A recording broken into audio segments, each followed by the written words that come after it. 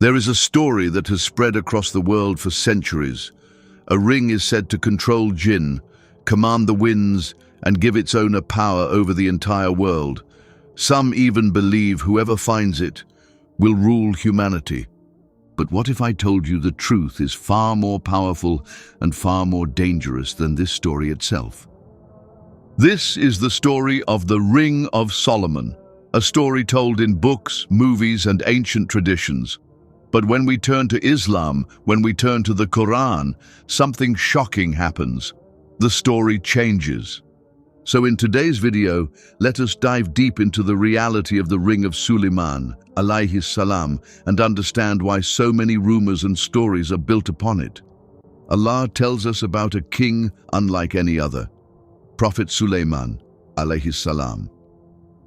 He was a prophet and a ruler who was given a kingdom never given to anyone before or after him. Allah mentions the supplication of Suliman, alayhi salam, in the Holy Quran. He prayed, "My Lord, forgive me and grant me an authority that will never be matched by anyone after me. You are indeed the giver of all bounties." So we subjected to him the wind, blowing gently at his command to wherever he pleased, and we subjected to him every builder and diver of the jinn and others bound together in chains. Think about that. Not only did Allah grant Suliman, alayhi salam's wish to be given the most magnificent kingdom in the history of humanity, but Allah also gifted him with the power to control the jinn kind, animals, birds, and even winds. Suliman, alayhi salam, had an enormous ring on his finger, the ring which was made of brass and iron. The disciples of Suliman, alayhi salam, believed that it was the very same ring that Suliman, alayhi salam, was gifted by Allah, through which Suliman, alayhi salam, was able to control the jinn, animals, and wind. Maybe it was true, maybe it was false. We don't find any such thing in the Holy Quran, but we do find the mention of a ring that Suliman, alayhi salam, wore. Hence, we can't deny it outright, and we also won't accept it fully. But if the story is true, and if Suliman, alayhi salam, did control the jinns, animals, and wind through that ring, here is what many people misunderstand. The power did not come from the ring, not once.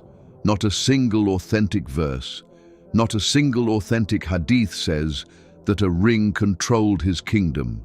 Instead, all that was clearly meant from the verses is that Allah granted Suliman, alayhi salam, a vast kingdom and power over the jinns, animals, and winds.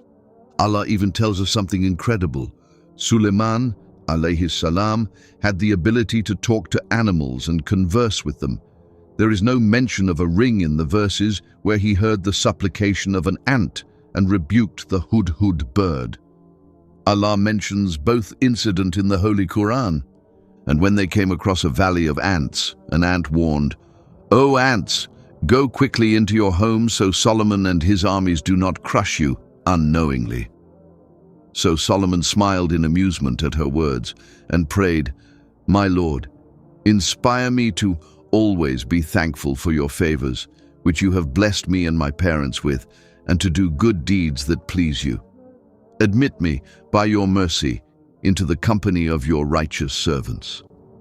And in another verse, one day he inspected the birds and wondered, "Why is it that I cannot see the hoopoe? Or could he be absent? I will surely subject him to a severe punishment, or even slaughter him unless he brings me a compelling excuse." It was not long before the bird came and said, "I have found out something you do not know. I have just come to you from Sheba with sure news." So where did the ring story come from? Over time, stories began to spread. Some claimed the ring had a hidden name of Allah, it gave control over jinn, or it could be stolen, lost, or even used by others. According to one popular narrative, a jinn named Ifrit stole the ring, assumed the identity of Suliman, alayhi salam, duped everyone, and governed his realm for 40 days. When Suliman, alayhi salam, returned to his country and informed everyone that he is the true Suliman, alayhi salam, and that the person sitting on his throne is an impostor, no one believed him. Suliman alayhi salam was then driven out of the palace, and he began working as a fisherman to survive. After nearly 40 days, Suliman alayhi salam discovered the ring in the guts of a fish he had caught. The Ifrit had misplaced the ring, which wound up within the fish. After obtaining the ring, Suliman returned to his kingdom. He donned it and sat on his throne again. But think carefully. If a jinn could impersonate a prophet and take over his kingdom, what would happen to trust in prophethood? It would collapse. This is why Islamic scholars have firmly rejected these stories, because Allah protects His prophets. May Allah be pleased with them all. No jinn, no creature can replace them.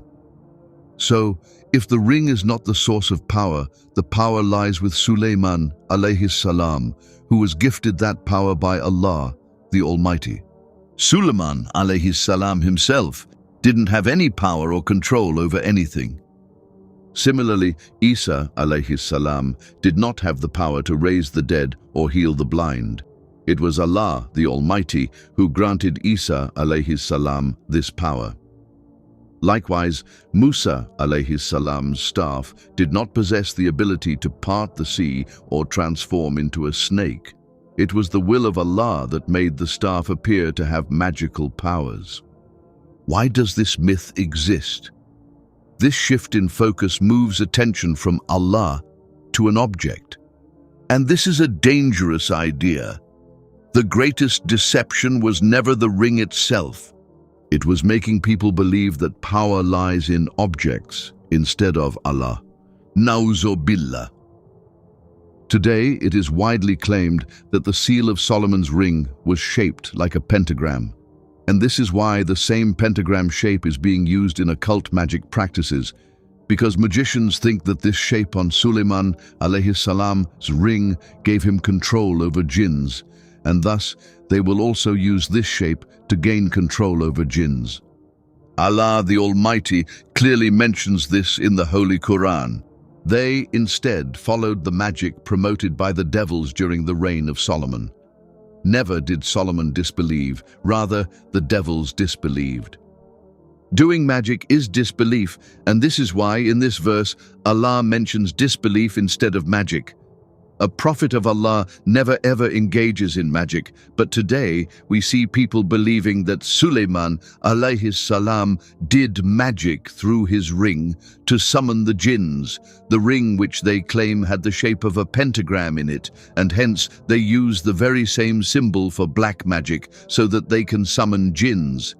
This is all extreme ignorance and a grave accusation against the renowned and respected Prophet of Allah. The story of Suliman alayhi salam is not about magic or rings. It is not about objects. It is about something far greater. A reminder that all power, all control, and all authority belong only to Allah. Today, even if the original ring is found, it will benefit no one. No jinns will come under anyone's control. But if one does, try to control jinns by making the image of the seal of Suliman alayhi salam, pentagrams and so on.